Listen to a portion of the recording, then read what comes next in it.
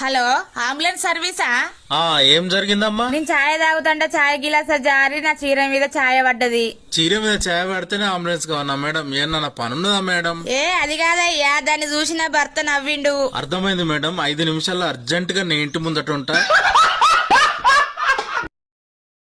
కొత్త పెళ్లికి పోతానా, నీకేమైనా తెమ్మంటావా? నాకేమో కానీ నువ్వైతే తలకాయ నొప్పి గోళీలు తెచ్చుకో. నాకు తలకాయ నొప్పి లేదా, నాకెందుకు? రేపంచల్లి తలకాయ నొప్పి సురువు అవుతుంది గానీ తెచ్చుకో. అగో ఎందుకు? రేపంచల్లి బల్లకు ఎండాకాలం సెలవులు ఇస్తారట. అబ్బో, ఎండాకాలం సెలవులు ఇస్తారట్నా? సరేగా, నేను వచ్చే వరకు 2 గంటలు అయితే నీకేమైనా తెమ్మంటావా? నాకేం వద్దా, 2 గంటలు చాలు. ఏంటి, మన ఎదిరింటి ఆవిడకి ఫోన్ చేసి తొందరగా రమ్మనండి, నేను ఆవిడతో బయటకు వెళ్ళాలండి. సరే.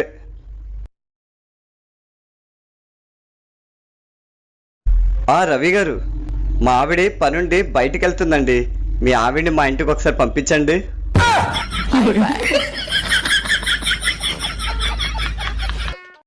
ఏమండి? ఎవరండి? జనాభా లెక్కలండి. లోపలికి రండి. ఇంట్లో ఎంతమంది ఉంటారమ్మా? నేను మా ఆయన ఉంటామండి. నీకు మీ ఆయనకి ఏం సంబంధం అమ్మా? ఆధార్ కార్డు తీసుకురామ్మా. ఆధార్ కార్డు లేదండి.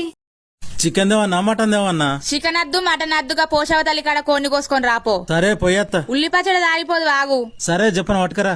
అన్నలకు, అక్కలకు, చెల్లెళ్లకు, తమ్ముళ్లకు అందరికి ఉగాది శుభాకాంక్షలు. ఇగో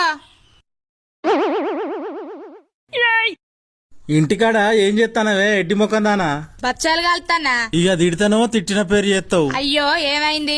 ఉగాది పచ్చళ్ళు ఏం కలిపినవే? నేను డ్రంక్ అండ్ డ్రైవ్ లో దొరికినా పొయ్యి మీద వేడి చేసినప్పుడే అనుకున్నా మా అవ్వ పచ్చడి ఇట్లా చేసేది కాదని.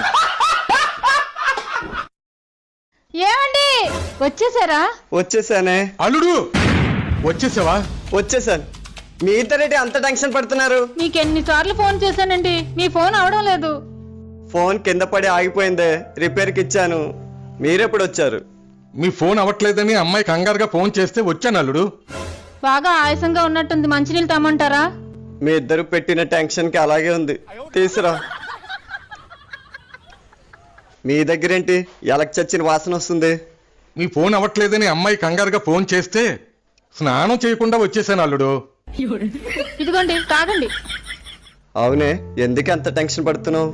మన ఎదిరింటి ఆవిడ ఎవరితోనో లేచిపోయిందంటండి, మీతోనే లేచిపోయిందేమో అని కంగారు పడ్డాం.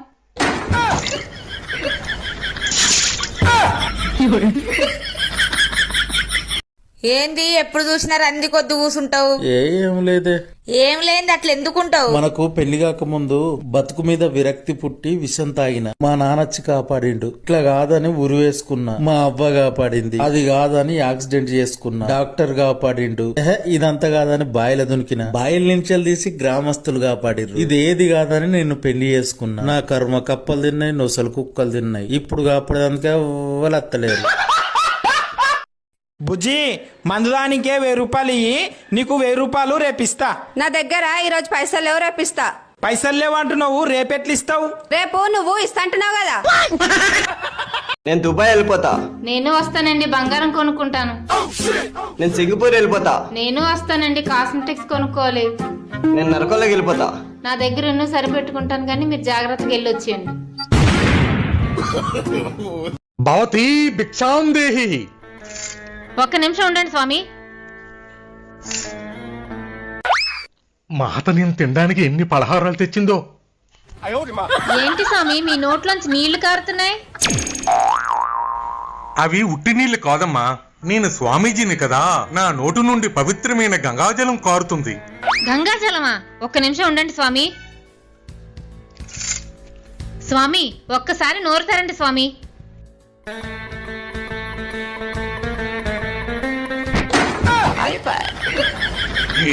ఏముంటమ్మా ఇది? ఏంటిది? మా అమ్మ మస్తికలు స్వామి, గంగలో కలిపాను.